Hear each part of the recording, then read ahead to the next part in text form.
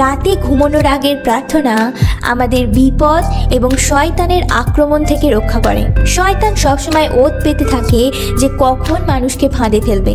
এই প্রসঙ্গে প্রথম পিতর 5 অধ্যায় 8 পদ বলে, তোমরা উদ্বুদ্ধ হও, জাগিয়া থাকো, তোমাদের বিপক্ষ দিয়াবল গর্জনকারী সিংহের ন্যায় কাহাকে গ্রাস করিবে তাহার অন্বেষণ করিয়া বেড়াইতেছে।